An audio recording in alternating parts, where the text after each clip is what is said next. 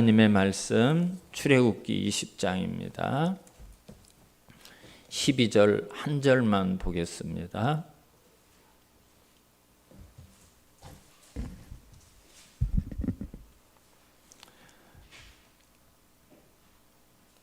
내 부모를 공경하라. 그리하면 내 하나님 여호와가 내게 준 땅에서 내 생명이 길리라. 아멘. 오늘은 우리가 어버이 주일로 이렇게 지킵니다.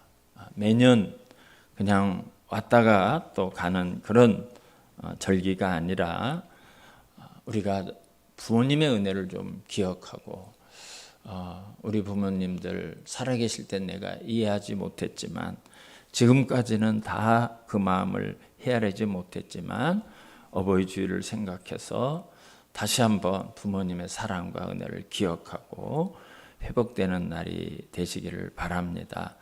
또 어버이 주일을 맞이해서 그동안 고생하신 우리 부모님들께도 감사를 드리고 또 앞으로도 늘 강건하시기를 주님의 이름으로 축원합니다.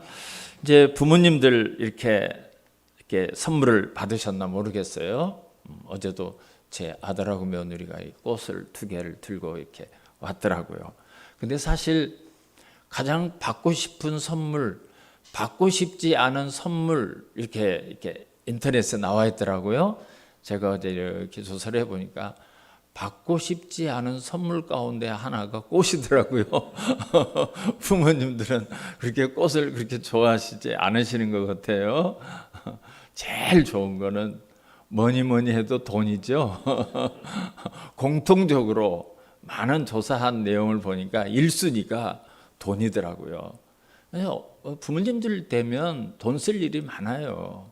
수입은 줄어들었죠. 수입은 줄어들었는데 돈 쓰는 건 여전히 똑같이 나가요. 아이들에게도 손자, 손녀에게도 줘야 되고 또 병원을 늘 다니시잖아요. 그죠? 병원을 얼마나 많이 다니십니까? 돈 쓸 일이 많아요. 그래서 이제 기륭사도 그동안에 이렇게 다녔던 그런 데도 많고 가봐야 될 거. 그래서 전에 제 어머니가 그러더라고요. 용돈을 줬다 안 줬다 하니까 다 모여라 이래가지고 다 갔더니 늘 용돈 정해놓고 매달 꼬박꼬박 내놔 이러시더라고요. 내가 얼마나 돈 쓸 일이 많은 줄 아냐? 내도 한번 얻어먹었으면 사줘야 되고 내가 받는데 줘야 되고 예 잘못했습니다 이래가지고 용돈을 줬던 그런 기억이 있어요. 두 번째로는 부모님들이 바라는 게 뭔가 안부 전화 좀 하면 좋겠대요. 한 달에 한 번도 안부 전화도 안 하고 찾아오지 못하는 자녀들도 많이 있어요. 거기다가 친필로 편지를 보내면 감동을 하신대요. 친필을 편지를 하면. 안부 전화나 이런 편지를 보내는 거를 그렇게 좋아하신다고 그러더라고요. 제가 어제 어느 검색을 하다 보니까 어떤 연예인이 아들이 친필로 이렇게 편지를 보낸 거 그걸 가지고 막 감동을 해가지고 자랑하는 걸 봤어요. 또 어떤 연예인은 아버지가 몸이 불편한데 친필로 아들에게 이렇게 편지를 써서 울면서 그 편지를 읽는 거를 제가 봤습니다. 이렇게 친필 편지는 감동을 전해줄 수 있어요. 감정이 잘 전해지는 거예요. 부모님들은 자녀들의 마음을 전하는 것을 기다리셔요. 그 다음에 이제 부모님들이 이렇게 바라시고 원하시는 게 여행을 하고 싶으시대요. 여행을. 이제 연세도 많아서 혼자 여행하려니까 뭐 운전하는 것도 쉽지 않고 장거리 가는 것도 쉽지 않고 좀 여행하고 싶은 마음이 있는데 엄두를 못 내고 또 돈이 많이 들어가니까 쉽게 가지를 못하는데 이제 자녀들이 아버지, 어머니 뭐 어디 좀 여행 좀 다녀오실래요? 좀 어디 좀 갔다 오실래요? 보내드릴까요? 하면 야, 돈 쓸 일만 한데 그런데 돈 쓰지 마라 이러면서 속으로는 그러신대요.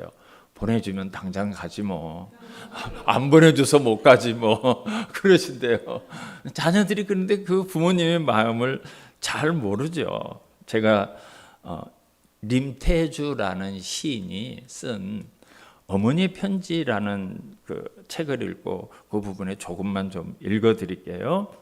이제 어머니가 아들에게 편지를 준 것이 아니라 죽기 전에 편지를 딱 써서 소지품 속에 넣어놨다가 나중에 어머니가 돌아가신 다음에 이렇게 유품을 정리하다가 발견해서 시인이니까 자기 책에 이렇게 옮겨 적은 내용인데 제가 일부분만 좀 한번 읽어드리겠습니다.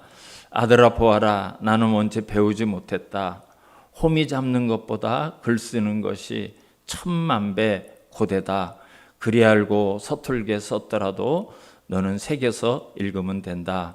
내 유품을 뒤적여 내가 이 편지를 수습할 때면 나는 이미 다른 세상에 가 있을 것이다. 서러워할 일도 가슴 칠 일도 아니다. 가을이 지나고 겨울이 왔을 뿐이다. 살아도 산 것이 아니고 죽어도 죽은 것이 아닌 것도 있다. 살려고 간직한 건 산 사람의 몫이다.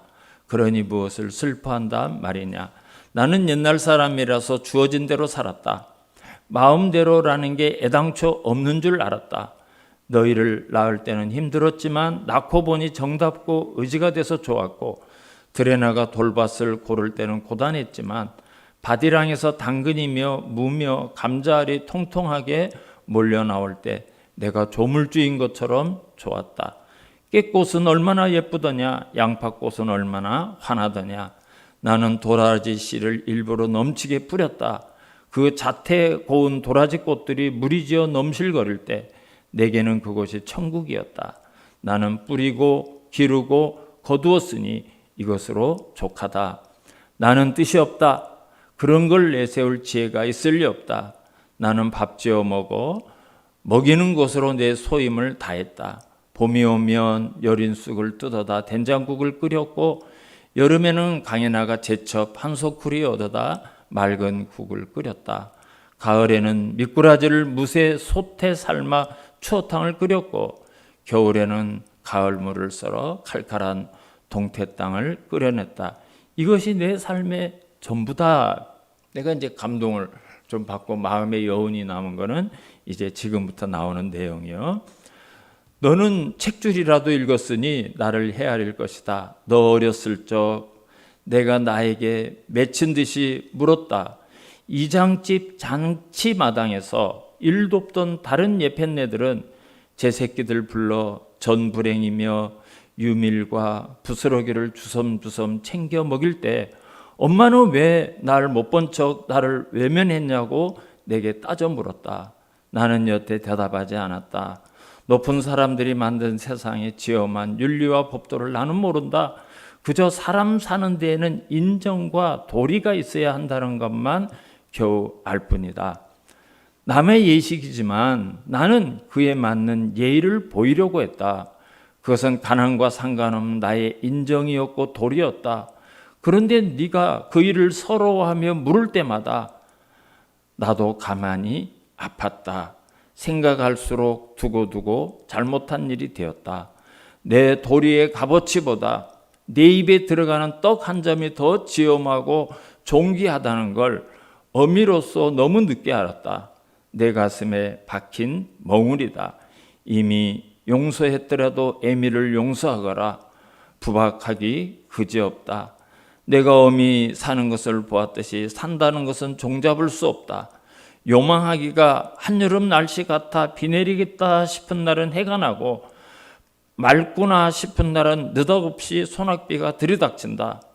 너는 내가 세운 뜻으로 너를 가두지 말고 내가 정한 잣대로 남을 아프게 하지도 말라. 내가 아프면 남도 아프고 남이 힘들면 너도 힘들게 된다. 해롭고 이롭고는 이것을 기준으로 삼으면 아무 탈이 없을 것이다. 세상 사는 거 별거 없다. 속 끓이지 말고 살아라. 너는 이 애미처럼 애태우고 참으며 제 속을 따먹고 살지 말라. 힘든 날이 있을 것이다. 힘든 날은 참지 말고 울음을 꺼내 울어라. 더 없이 좋은 날이 있을 것이다. 그런 날은 참지 말고 기뻐하고 자랑하고 다니라. 세상 것은 욕심을 내면 호락호락 곁을 내주지 않지만 욕심을 덜면 봄볕에 담벼락 허물어지듯이 허술하고 다정한 구석을 내보여 줄 것이다. 부질없이 길게 말했다. 살아서 한 번도 해본 적 없는 말을 여기에 남긴다. 나는 너를 사랑으로 낳아서 사랑으로 키웠다. 내 자식으로 와주어서 고맙고 염치 없었다. 너는 정성껏 살아라. 이렇게 이 어머니가 이제 마감을 했어요.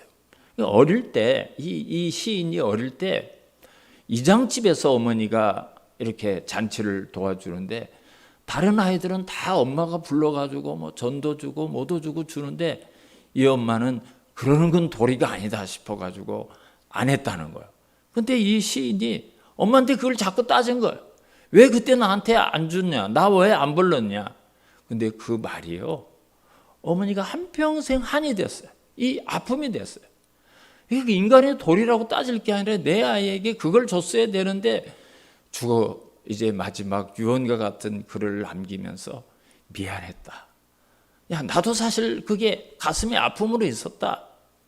이런 이 아들이 시인이라서 그런지 이 어머니의 글솜씨가 보통이 아니더라고요. 제가 읽으면서 참 어머니가 참 글을 잘 쓴다. 표현을 잘한다. 이랬었는데 이게 마음에 한평생 남겼던 그거 마지막으로 미안했다. 이렇게 이야기하는 이 어머니의 글을 보면서 누가 이런 어떤 자식이 이런 어머니의 마음을 알 수 있는 자식이 누가 있을까? 정말 그런 생각을 제가 이렇게 가졌어요. 저도 어릴 때 어머니에게 막 대들죠. 막 따지죠. 아무것도 안 하시. 그냥 내가 막 퍼붓는 소리 다 들어요. 어느 날 그러시더라고요. 야, 너도 너 같은 자식 나가지고 너 같은 자식이 너한테 그러는 거 한번 당해보면 내 마음을 네가 알 거다. 진짜 그렇더라고요. 아이들이 아빠에게 막 퍼붓고 막 대들고 내 마음도 모르고 그럴 때가 있죠. 그럴 때 어머니 말씀이 생각이 나는 것을 봤습니다. 살다 보면 이제 세월이 지난 다음에 그때 우리 어머니 마음이 이랬겠구나. 우리 아버지 마음이 이랬겠구나. 그걸 조금 이해가 돼요. 동서고금을 막론하고 어느 시대나 어느 민족이나 한 가지 공통적인 것은 자식들이 부모님을 공경하고 순종하는 것이 당연한 거예요. 모든 세대, 모든 역사 가운데 모든 민족이 다 그래요. 그러나 우리 그리스도인은 그것이 세상의 윤리와 도덕이기 때문에 그런 것이 아니라 하나님의 명령이에요. 하나님의 명령. 오늘 본문은 십계명 제5계명입니다. 내 부모를 공경하라. 십계명은 1에서 4계명까지는 하나님과의 관계에서 우리가 지켜야 될 계명이에요. 그리고 5계명에서 10번째 계명까지는 사람과 사람 사이에서 지켜야 될 계명이에요. 그 사람과 사람 사이에서 지켜야 될 계명 가운데 제일 첫 번째 계명이 오늘 본문입니다. 내 부모를 공경하라. 사람과의 모든 관계 속에서 지켜야 될 수많은 것들이 있지만 그 첫 번째가 부모를 공경하는 거예요. 부모를 공경하라. 오늘 본문은 내 부모를 공경하라 그리하면 내 하나님 여호와가 내게 준 땅에서 내 생명이 길리라 그랬는데 이 말씀은 두 가지 의미가 담아져 있어요.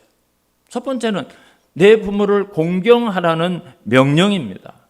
이 부모를 공경하라는 명령은 구약이나 신약이나 많은 성경에서 나와요. 많은 곳에서 나와요.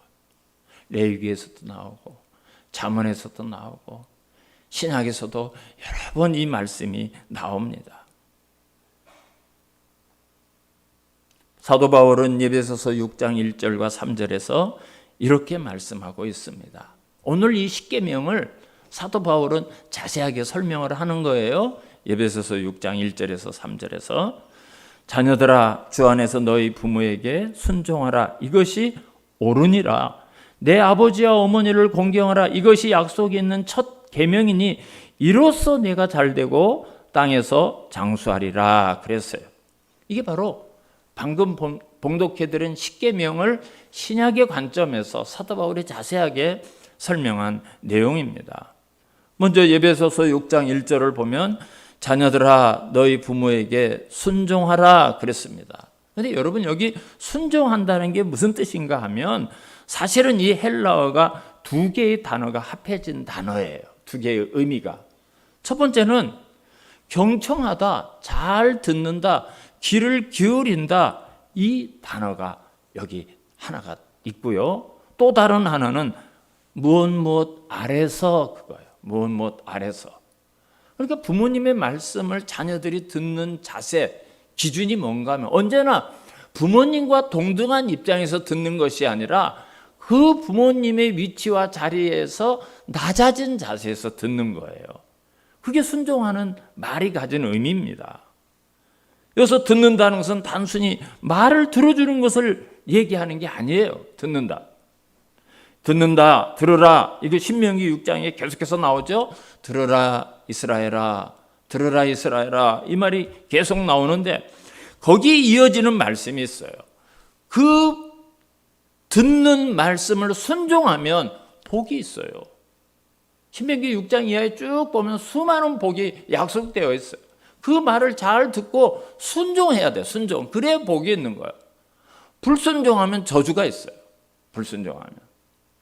그게 듣는다는 말에. 그러니까 단순히 듣기 위해서 그거를 듣는 것이 아니라 순종을 전제로 들은 거예요. 무슨 말씀을 하실까? 그 말씀을 내가 순종하겠다. 순종한다.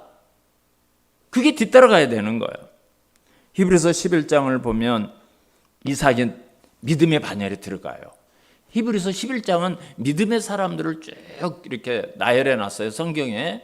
근데 우리가 눈을 씻고 봐도 성경을 창세기를 아무리 들여다봐도 도대체 이 이삭이라는 사람은 믿음의 반열에 들어갈 만한 그런 게 없어요.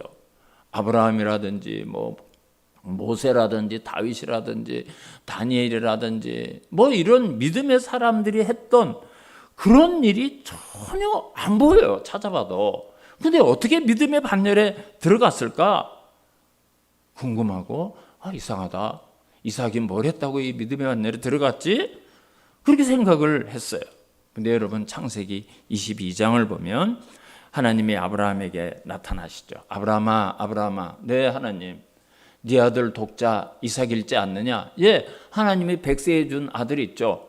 그 아들을 나에게 번제로 바쳐라. 세상에 하나님이 이삭을 100살 돼가지고 아들 하나 덜렁 주고 그걸 번제로 바쳐라. 번제로 바치라는 것은 잡아가지고 불에 태워서 바치라는 거예요. 기가 막힌 말씀을 해요. 근데 아브라함이 네 하고는 주섬주섬 준비를 해가지고 이삭아 나하고 저 하나님이 얘기한 모리아 산으로 가자. 그래 그 번제에 불 피울 나무를 싸들고 가고 불이 없으니까 불씨를 들고 이렇게 가요. 이삭이 가만히 보니까 불 피울 나무도 가져가고 불씨도 가져가는데 번제로 잡을 양이 없는 거예요. 아버지, 나무도 있고 불도 있는데 양은 왜 없습니까? 그건 하나님이 준비하실 거야. 예, 쫄랑쫄랑 아버지를 따라서 모리아 산으로 올라갔어요. 그래 아버지가 돌로 이렇게 제단을 쌓고 거기다 불이 잘 피우도록 나무를 주섬주섬 이렇게 해놓고 그리고는 이삭을 결박하기 시작하는 거예요. 이삭을 묶어요. 묶고 칼로 잡으려고 아들을 묶는 거예요. 그때 이삭의 나이가 17살로 추정을 해요. 신학자들이 17살. 그러면 아브라함의 나이가 117살입니다. 100세에 이삭을 낳았으니까요. 한번 생각을 해보십시오.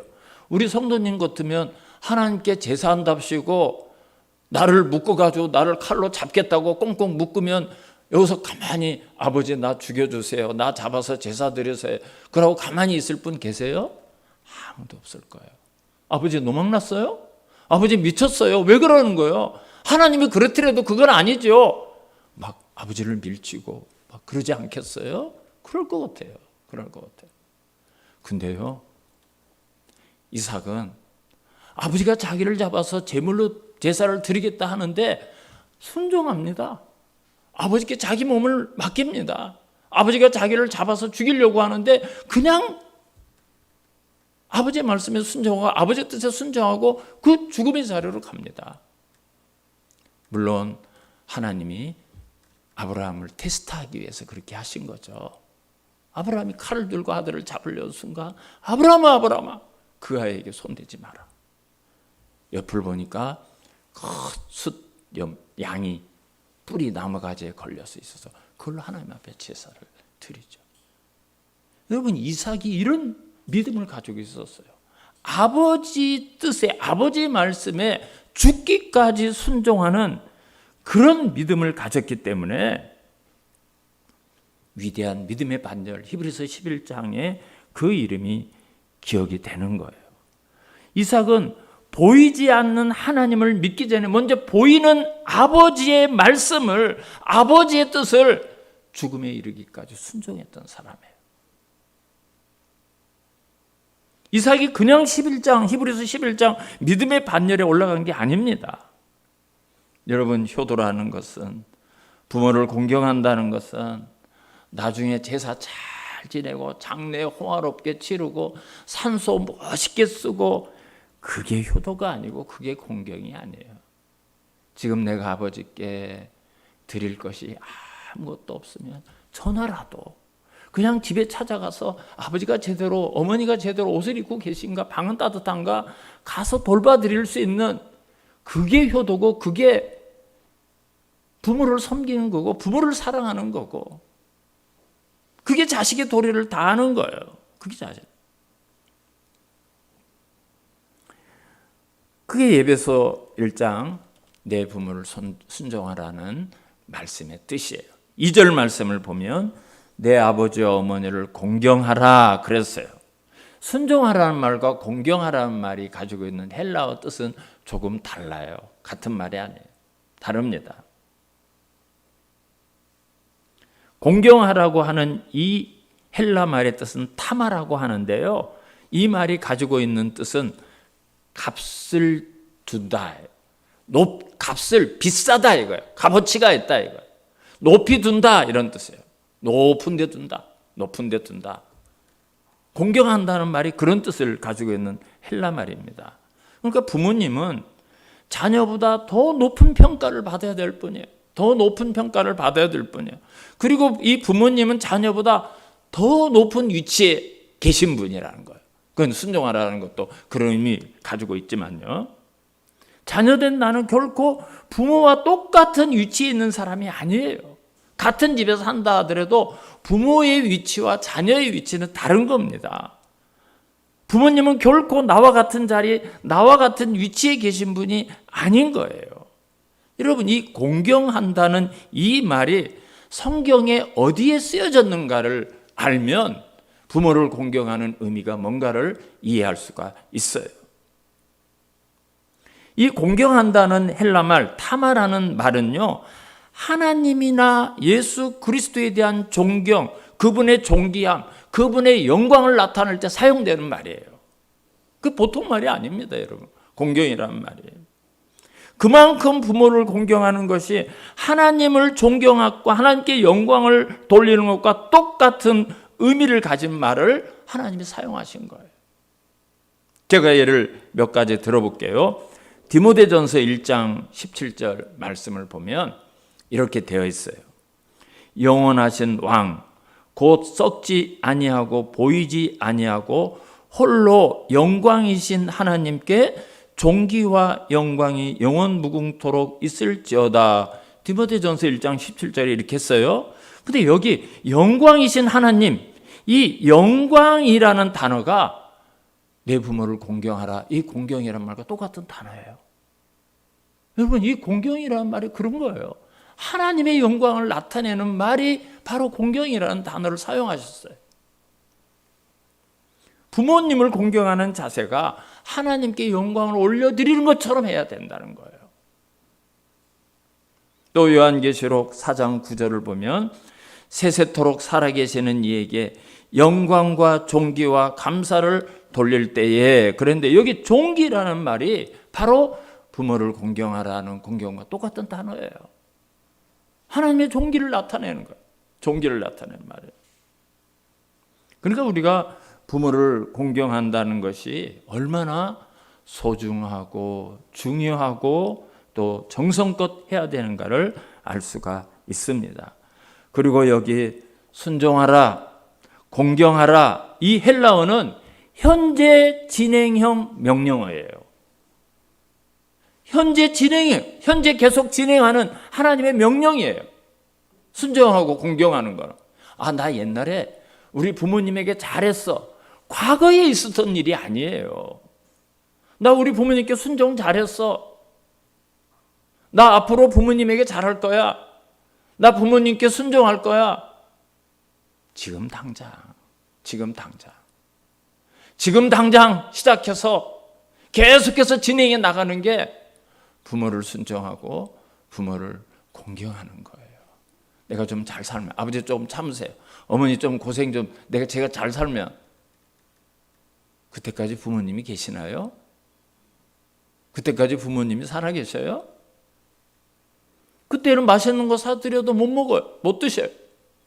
여행 시켜드려도 못 가요. 힘이 없어서 못 가요.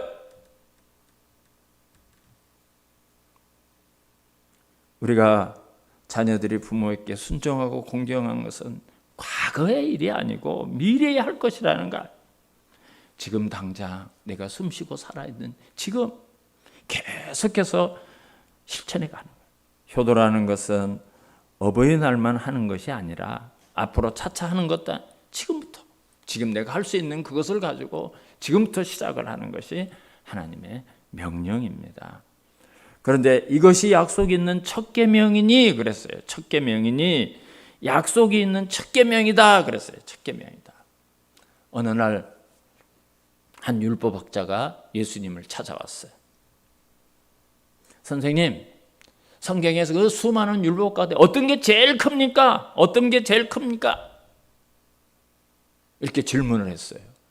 얼마나 이 말씀 속에 율법이 가득합니까? 이 중에서 제일 큰 거, 제일 소중한 거, 정말 값어치가 있는 율법이 뭡니까? 이렇게 질문을 했어요. 그때 예수님께서 뭐라고 말씀하셨는가 하면 내 마음을 다하고 목숨을 다하고 뜻을 다하여 주 너의 하나님을 사랑하라. 이것이 크고 첫째 되는 계명이요. 그래서 하나님 사랑하는 게 모든 율법의 가장 중요한 핵심 내용이요. 둘째도 이와 같으니, 예수님이 거기서 끝나는 게 아니라 또 하나 있다. 그 똑같은 게 하나 있다. 똑같은 게. 내 이웃을 내 몸과 같이 사랑하라. 이렇게 대답했어요. 그러니까 이 율법을 전체적인 걸 한 줄로 딱 묶으면 하나님을 사랑하고 이웃을 사람을 사랑하라는 거예요. 그게 율법이 가르치는, 율법을 압축하고 해서 딱 한 문장으로 만들면 하나님 사랑과 사람 사랑, 똑같 하나님을 사랑한 것처럼 사람을 사랑하는 것. 그런데 오늘 본문에서 약속이 있는 첫 계명이니 이 말씀은 거기에서 사람을 사랑하는 그 모든 율법 가운데 제일 첫 번째 해야 될 것은 바로 부모를 공경하는 것. 제일 첫 번째. 거기엔 약속이 딸려 있어요. 하나님의 축복이 딸려 있는 거예요. 하나님이 그냥 하라는 게 아니라 거기는 축복을 하나님이 약속하고 있어요. 부모를 공경하는, 부모를 순종하고 부모를 사랑하는 그것이 모든 인간에 대한 첫 번째 계명이라고 성경은 말씀하고 있어요. 가끔 어떤 분들이 그렇게 하는 분들이 계세요. 목사님, 부모를 사랑하고 싶죠. 근데 저는 부모님을 사랑할 수 없습니다. 부모님은 저를 일찍 외면하셨고요. 나를 방치했고요. 저는 부모님의 사랑을 단 한 번도 받아보지 못해서 부모님은 저를 인정해 주지 않았습니다. 우리 부모님은 부모의 역할을 전혀 못하신 분이에요. 그럴 수 있죠. 인간은 부족해. 그럴 수 있어요. 아버지 어머니의 실력이 안 돼서 그럴 수도 있고, 아버지 어머님이 부족해서 그럴 수도 있고, 그럴 수 있어요. 그러나 부모를 공경하는 문제는 그 부모가 자격이 있거나 그 부모가 실력이 있거나 그 부모가 능력이 있거나 어떤 자질 때문에 공경하고 그분께 순종하고 그분을 사랑하는 게 아니에요. 나에게 무엇을 해줬기 때문에, 나에게 많은 것을 주셨기 때문에 공경하는 게 아닙니다.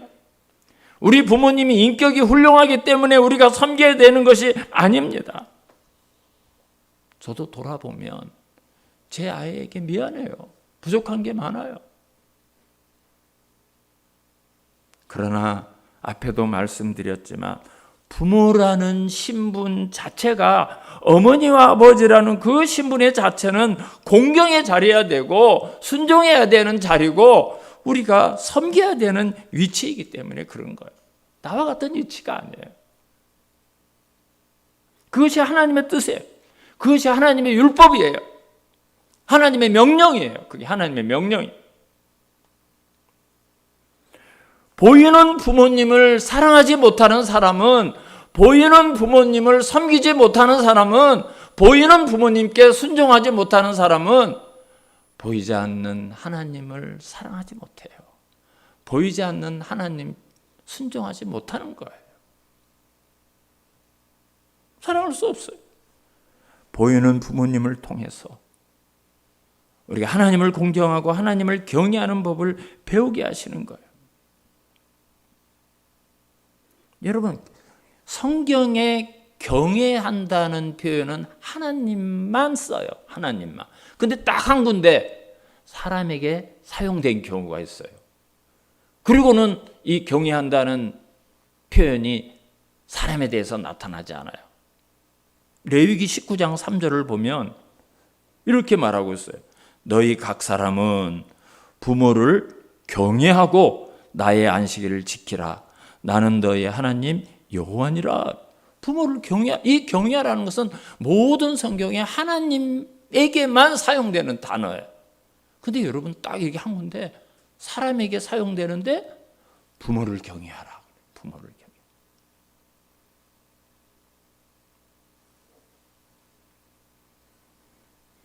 어버이날이 가까우면 방송국에 많은 노래가 대부분 다 부모님에 대한 노래, 부모님에 대한 노래가 계속 나오는데 그중에 가장 많이 들려달라고 신청되는 게 불효자는 웁니다라는 노래. 저도 그 불효자는 노래 가사를 보지 않으면 몰라요. 가사를 봐야 조금 부를 수가 있어요. 불러봐도 울어봐도 못 오실 어머님을 원통에 불러보고 땅을 치며 통곡해요. 다시 못 올 어머니여, 불초한 이 자식은 생전에 지은 죄를 엎드려 빕니다. 뭐 이렇게 나가더라고요. 여러분, 여기 불효자의 의미는 평소에 내가 어머니 말씀을 안 듣고 어머니께 애미기고 그런 불효자, 그걸 불효를 말하는 게 아니죠. 이제 좀 나이가 들어서 정신을 차리고 보니까 나에게 어머니 아버지가 계셨는데 내가 이제 좀 효도 좀 해야지, 고생하신 그분들을 잘 섬겨야지. 근데 안 계시더라는 거예요. 그래서 불효자예요. 그걸 깨달으니까 안 계시는 거예요. 안 계시는 거예요. 가셨어요. 이제 아버지를 이해하고 어머니를 좀 이해하고 그 은혜가 무언가를 깨닫고 내가 자식 노릇을 해야 되니까 안 계셔요. 그래서 효도는 지금 해야 하는 거예요. 지금. 미루는 게 아니에요. 지금 하는 거. 미루고 미루면 안 계셔요. 부모를 여의신 분들의 말씀을 들어보면 거의가 다 후회를 하셔요. 살아계실 때 잘할 걸 그랬어요. 그때 조금 더 돌아볼 걸 그랬어요. 내가 조금 숙이고 들어갈 걸. 후회한들 무슨 소용이 있습니까? 후회한들 정신을 차리고 이제 부모님께 잘해야겠다 생각해보니까 안 계신데 그때 뭘 하겠어요? 그래서 부모님께 하는 순종은 지금 당장 시작하는 거예요. 지금 당장 시작하는. 마지막으로 에베소서 6장 3절을 보면 이로써 내가 잘되고 땅에서 장수하리라 약속이 있어요. 이로써 부모님을 순종하고 공경하면 이로써 네가 잘되고 땅에서 장수하리라. 이 십계명에도 우리 출애굽기 20장 12절에도 이 말씀이 나오죠. 내게 준 땅에서 내 생명이 길리라. 부모를 공경한 사람에게 두 가지를 약속하고 있습니다. 첫째는 네가 잘 된다. 네가 잘 된다. 너 축복을 받을 거라 이거야. 너 축복을 받을 거라. 잘 되고, 이 잘 된다는 말은 하나님의 복 가운데서 육체적으로 물질적으로 이 땅에서 은혜를 받는다는 거예요. 제가 어릴 때 그런 얘기를 부모님들이 종종 하시더래요. 아무개는 그렇게 부모님에게 효도하고 그렇게 부모님에게 잘하더니 잘 되는 거 봐, 축복받는 거 봐, 그런 말씀을 하시더라고요. 부모를 잘 섬겨서 복을 못 받는 사람이 없어요. 복을 못 받아. 부모를 잘 섬기면 복을 받는 거예요. 복을 받는 거. 그리고 부모를 존경하는 자식들에겐 육적인 복만 약속한 게 아니에요. 땅에서 장수하리라 그랬어요. 내 생명이 길리라 했어요. 여기서 땅에서 장수한다, 내 생명이 길다, 이것은 문자적으로 90세, 100세를 넘도록 산다, 그렇게 이해하기 쉬운데 그 뜻이 아니에요. 하나님의 백성으로서 영생의 약속이에요. 영생의 약속. 하나님과 오래오래 교제하며 하나님과 영원히 교제하며 하나님과 함께 산다는 그 말씀의 뜻을 이렇게 표현한 겁니다. 베드로전서 1장 4절을 보면 썩지 않고 더럽지 않고 쇠하지 않은 유업을 있게 하시나니 곧 너희를 위하여 하늘에 간직하신 것이라 그랬어요. 이게 우리를 위해서 하늘에 간직되어 있어요. 이런 게 하늘에 간직되어 있어요. 하나님 말씀대로 부모를 잘 공경하고 경외하는 자녀들에게는 육적으로 영적인 복을 다 받아 누리게 하신다는 하나님의 약속입니다. 여러분, 지금은 우리가 말세를 살아요. 여러분, 성경에 말세의 모습이 어떻게 나와 있는 줄 아세요? 말세가 되면 이렇게 될 것이다, 그런 내용이 있어요. 디모데후서 3장을 보면 너는 이것을 알라, 말세에 고통하는 때가 이르러. 말세는 고통하는 때래요. 고통하는 때. 고통할 때가 이르러 사람들이 어떻게 사는가 쭉 나와서 자기를 사랑하며 돈을 사랑하며 자랑하며 교만하며 비방하며 부모를 거역하며. 여러분, 부모를 권역하고 부모의 권위를 무시하고 부모의 권위에 도전하고 이런 못된 행위가 있는 게 말세의 징조의 모습이에요. 말세의 징조의 모습. 우리가 이 말세를 살아가고 있어요. 하나님을 두려워하지 않는 시대는 부모도 두려워하지 않고 부모도 공경하자. 사회의 권위가 사라지는 시대. 그럼 하나님의 심판밖에 없어요. 사랑하는 성도 여러분, 부모님 공경, 이 명령은 하나님의 명령이고 하나님의 창조의 질서, 하나님의 뜻이, 이것이 옳으니라 그랬어요. 이것이 옳으니라. 이게 옳은 일이에요. 이게 마땅히 해야 될 일입니다.